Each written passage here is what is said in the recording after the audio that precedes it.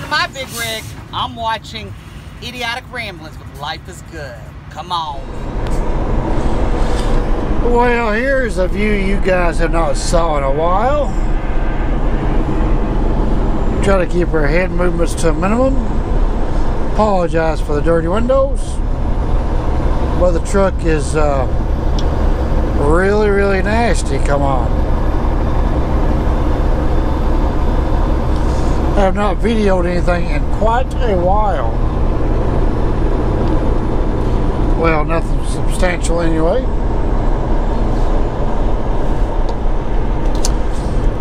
Drinking ourselves a little specialty drink from the Speedway.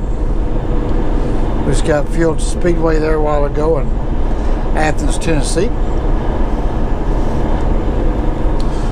So every day this week I've been running a 4 p.m. to 5 a.m. schedule. The automotive dedicated run, Monday through Friday. I run that every single day. So today I think I might take you guys down the back side of Mont Eagle, take you down the old road. It will not be on this video.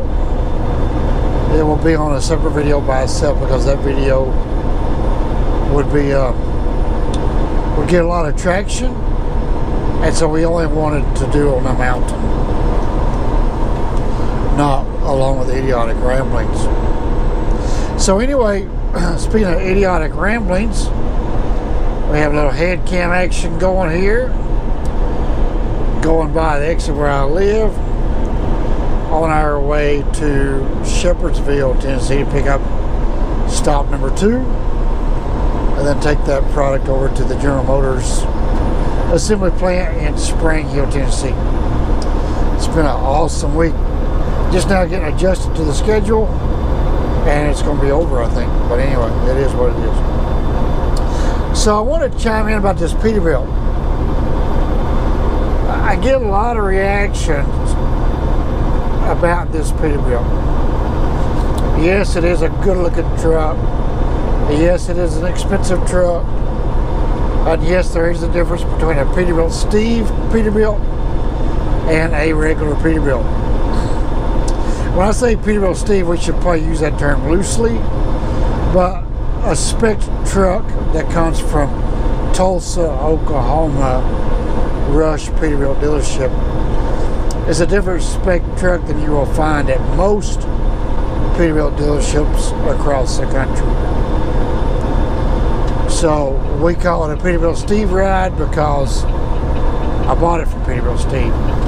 And Peterbilt Steve is one of the 2 or maybe 3 salesmen there, and he does a good job at promoting and working social media and place sales of quite a few units.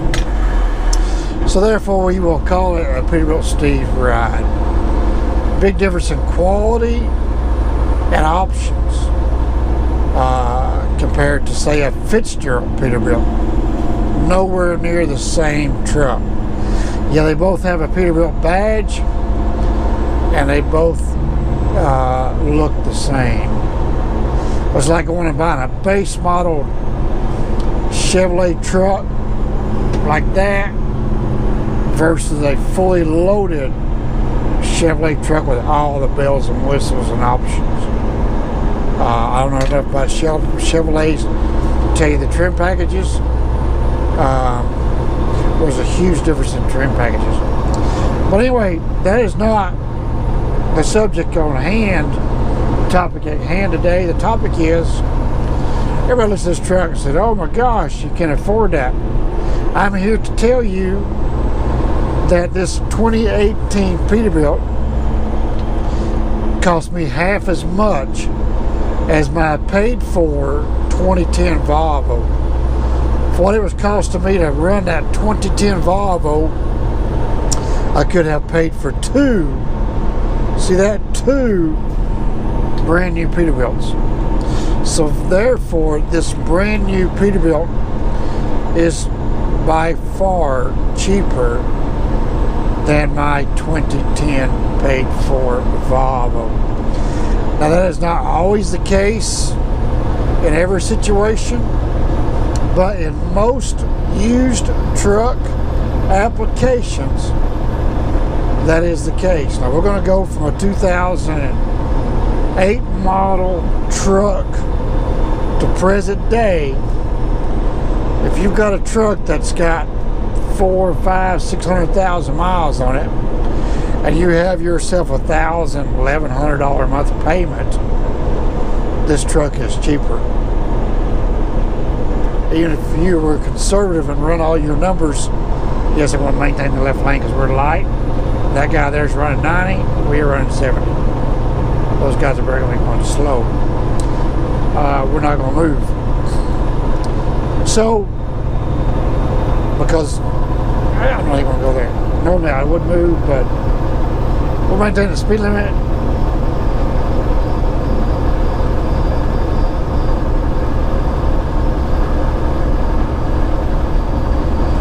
Oh, that one and that one there, there's nobody behind me for a ways, so we're not holding anybody up, okay?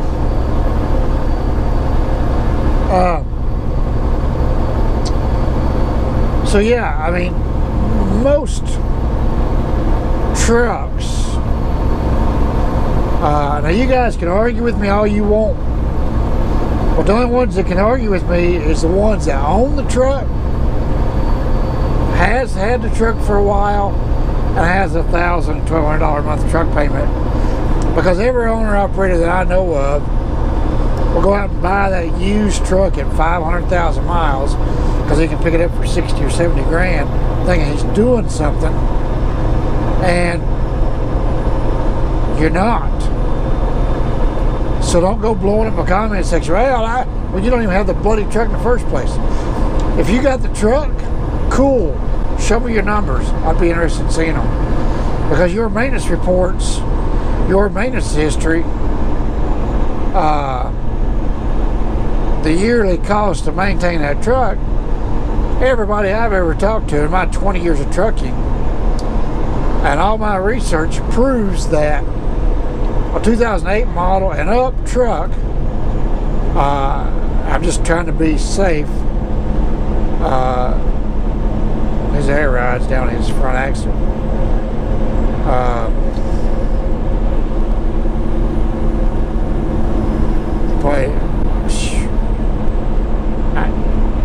Anyway, because you're going to have a lot of guys that have these pre-emission motors, and they're going to swear up and down by them, you know.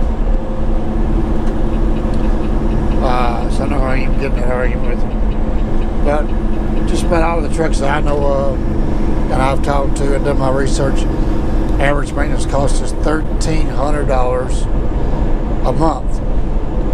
If you take your whole, what you spend a year, divided up by 12, it averages out to $1,300. You take that $1,300 plus your $1,100 a month truck payment, and we're not even talking about downtime, this Peterbilt's cheaper. If you can argue with me and prove me wrong and prove me different, that's cool, man. Congratulations. You are in a select few, okay? You don't have a truck payment? Let's take the truck payment out of the equation. Say you do not have a truck payment and your maintenance cost is $1,300 on that, maintain that used truck. Congratulations. But when that truck goes down, now let's factor in that cost.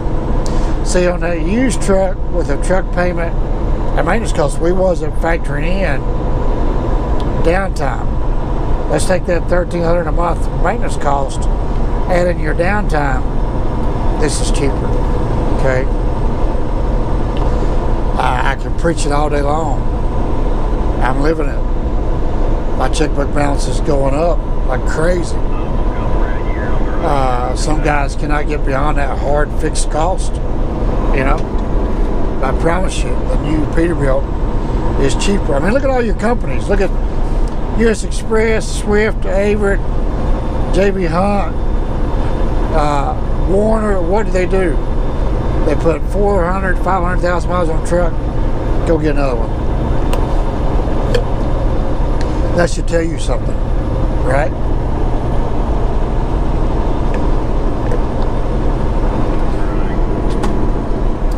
So let's use that mentality. that should be a good indication. And that's what my plan is. This truck starts giving me trouble, I'll get another one. Because I got 154,000 miles on it. The old girl hasn't stopped. That's how the oil changes, that's all I've done, you know. So there's that. Idiotic ramblings for today. And my thoughts of trucks. New truck is cheaper. Yeah, you could buy a new truck and it'd be a limit. Absolutely. You'll get you a Freightliner with a DD12 or DD whatever they got in them. Or a Volvo with a D13 in it. Or you can even get a Peterbilt with a pack car motor. You might get one with the Cummins. I have not heard of one of these X15 Cummins going down. But you can get a bad one in all of them. Sure, that's a gamble you have to take. That's why we have rainy day funds, you know. But anyway, there's my thoughts of that. New truck is cheaper than used truck, in my experience, and everyone that I've spoken to that has lived it and done it agrees, you know. This guy came off the ramp just to get over here in front of me, just to go slow. And now he's dropping speed like crazy. Some people just do not have a clue.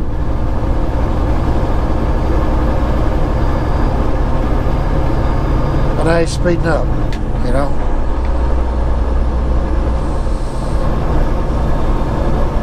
No fancy rotator on display today. So anyway, there you go, guys. We'll cut the feed with that. Idiotic ramblings for today. Hope you enjoyed. See ya. All right, before you go, don't forget to tap the like button, share it, subscribe to it, tap the little bell. That way you get yourself a notification when the new videos come out. You don't want to miss this stuff, ladies and gentlemen. Take it from me, the road man.